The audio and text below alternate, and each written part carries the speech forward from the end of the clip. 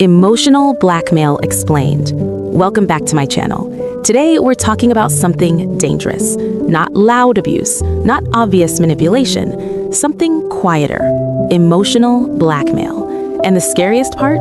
Most people don't even realize it's happening to them. In today's relationships, everything can look normal on the surface. People post smiles, they text "I love you," they share jokes and memes. But behind closed doors, many people are being controlled, not with threats, with guilt. If you've ever felt pressured to do something just to avoid disappointing someone, if you've ever stayed in a situation because you didn't want to be the bad person, this matters. Let's start with what emotional blackmail really is.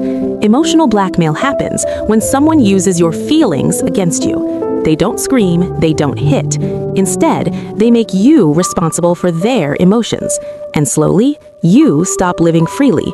You start managing their moods. They say things like, "If you really cared about me, I guess I just don't matter to you. After everything I've done for you."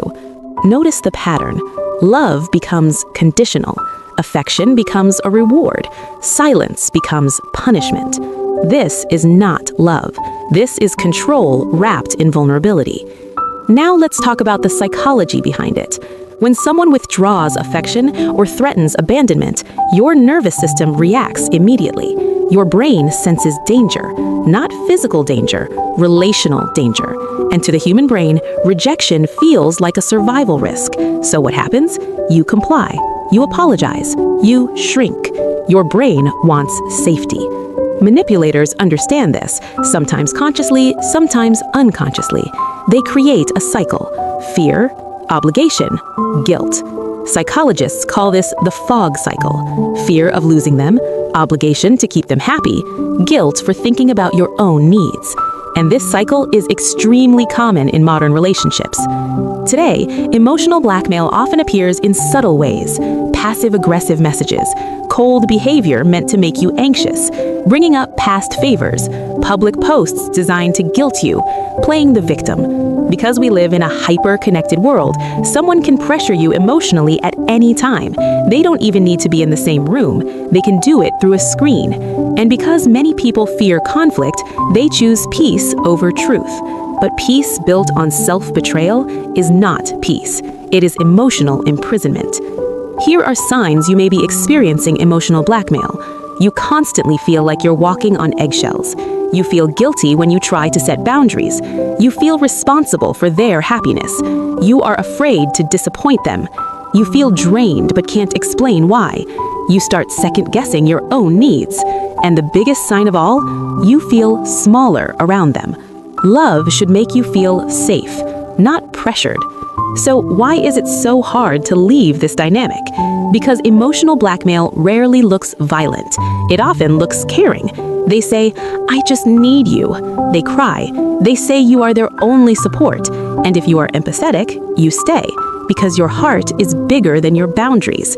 But empathy without boundaries becomes self-destruction. Breaking this cycle begins with awareness. Once you see the pattern, you can stop participating in it. The next step is simple but difficult. Stop over-explaining yourself.